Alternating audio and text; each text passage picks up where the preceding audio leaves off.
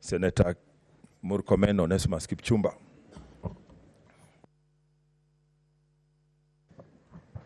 Thank you, Mr. Speaker. Mr. Speaker, I take this opportunity to join you in paying tribute to the two fallen heroes. Mr. Speaker, Ken Okoth, to start with, was a friend, and Ken was a very, very accomplished human being, an all-round human being, a person who loved his friends, his family, his country, his constituents, Mr. Speaker, with all his heart. In Ken, what you saw is what you got, because he didn't have different personalities. He was just a straightforward person. And Ken was very friendly. We were among a group of young legislators elected together to 11th Parliament, and he served in the National Assembly as we served here in the Senate. And he was a person I can confidently say who was ready to work with people across the political divide.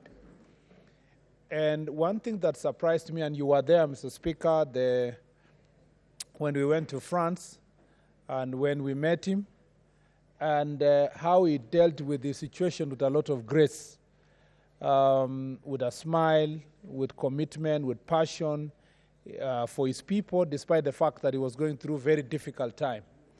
And so, Mr. Speaker, I want to convey my heartfelt condolences from myself, my family, the people of Elgeyo Marakwet County, to the friends, to the family, friends, and constituents, or the people of Kibra, for the loss of such a great and accomplished gentleman. Mr. Speaker, there are things that we have control of as human beings, and there are those that we don't. And so for those we have no control, including the obvious fact that we will leave this world via death, is that, Mr. Speaker, what we can only say is that Ken's inspiring life lives among us. Mr. Speaker, I also want to convey my condolences to the family of Governor Joyce Laboso. Governor Laboso was also my personal friend, and I got to know her before we passed the 2010 Constitution, when she engaged me, Mr. Speaker, to do civic education in Sotik constituency.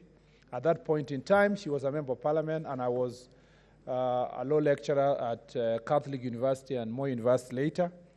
And we worked so closely, Mr. Speaker, with her. And luckily, when I came to Parliament, we were in the same political party. We served together with Dr. Joyce Laboso. And I was among the people who stood by her when she went for the position of governor.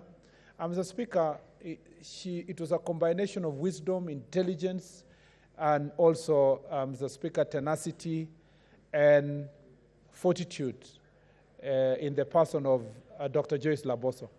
So intelligent that she got 2 degrees in UK, but when you went to Bomet or when you interacted with Joyce, she never loaded great degrees on you or achievements on you.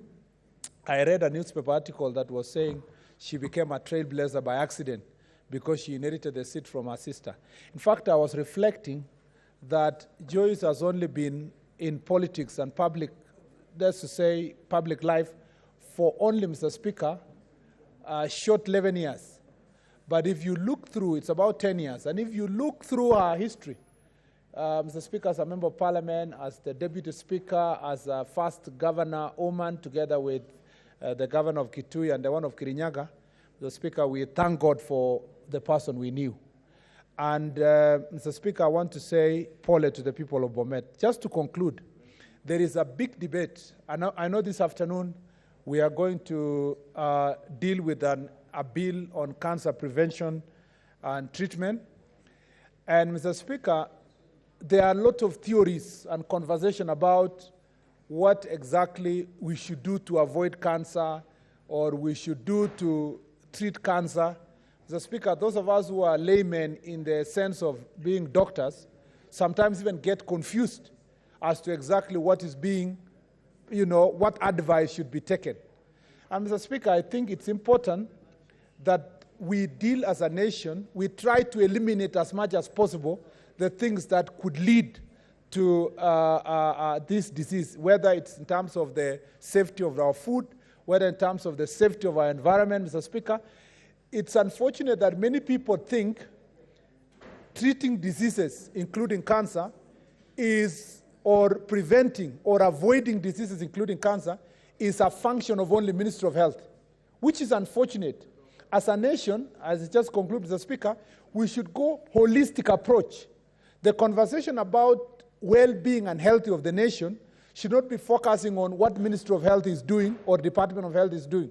We should have this holistic approach about how is our environment, how is the food we are eating, what about Department of Physical Exercise, and so forth, so that then ultimately we achieve better health as a nation, not just focusing on treatment itself, which is extremely expensive and costly to the families.